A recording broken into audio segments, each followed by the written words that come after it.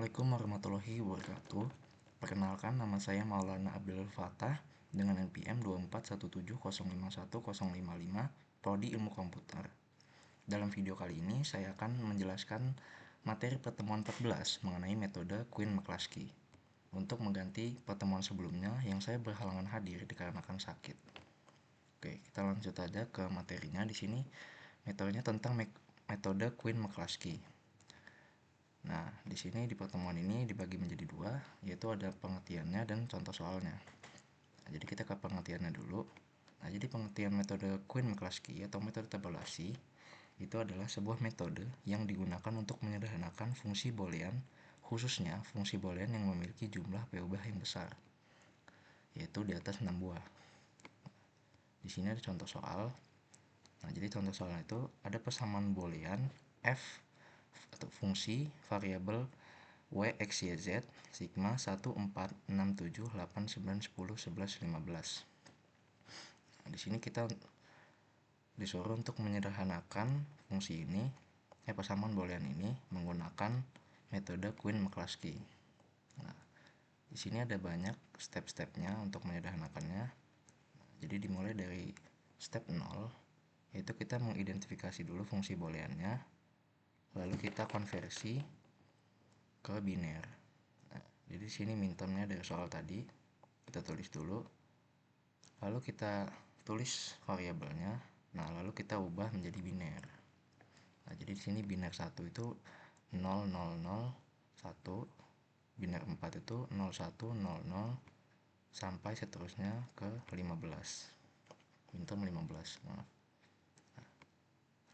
terus step selanjutnya yaitu step 1. Nah, binary tadi itu kita kelompokkan menjadi grup-grup. Nah, di sini ada grup 0, grup 1, grup 2, grup 3 dan grup 4.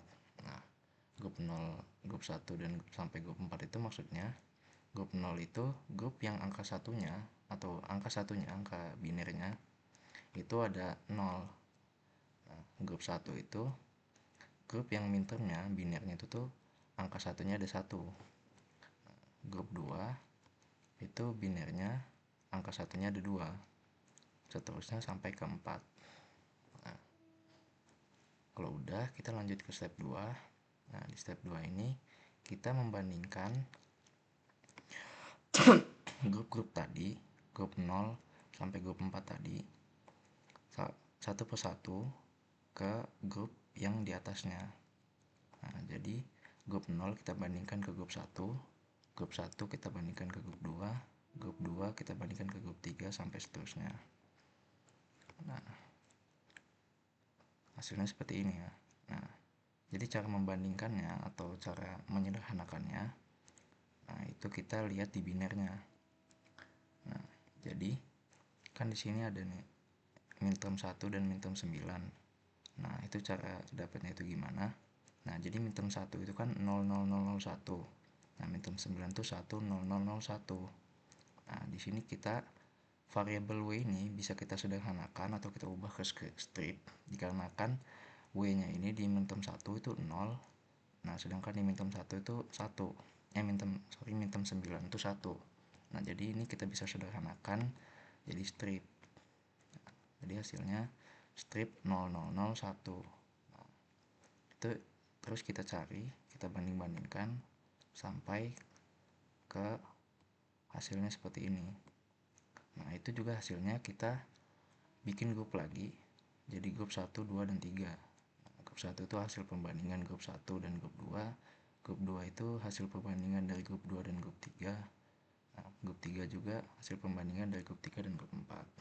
Nah, kalau udah kita lanjut ke step 2.2. Step 2.2 itu sama aja seperti step 2.1. Itu kita membandingkan atau menyederhanakan lagi. Jadi yang ini kita sederhanakan lagi, kita cari yang bisa kita sederhanakan. Nah, di sini kita ketemu yang bisa kita sederhanakan tuh minterm 8 dan minterm 9 dan minterm 10, minterm 11. Sama minterm 8, minterm 10 dan minterm 9, minterm 11.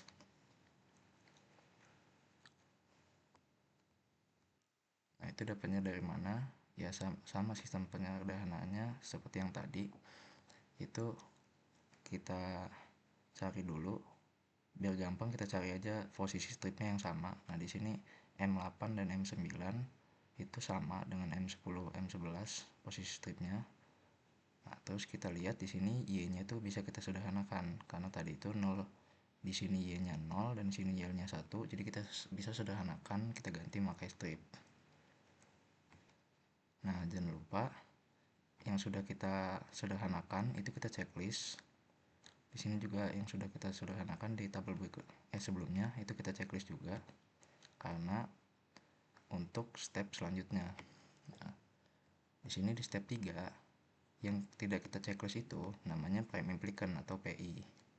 Nah, jadi di sini di step 3 kita disuruh untuk membuat tabel lagi. Nah, di sini kita mencantumkan PI tadi atau yang tidak kita checklist tadi. Kayak M1, M9, M4, M6, nah seterusnya sampai M11, M15 yang nggak kita checklist tadi.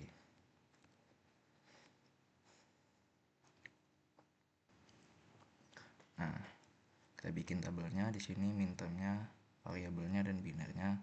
Lalu kita tambahkan sukunya juga atau variabelnya juga. Nah, lanjut ke step 4. Nah, di sini kita menjabarkan mintermnya dari soal tadi.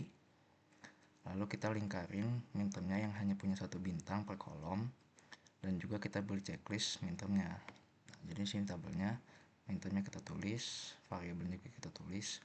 Nah, minterm yang dari soal tadi kita jabarkan. Nah, lalu kita beri bintangnya. Jadi minterm 1 kita bintangin, minterm 9 kita bintangin di sini.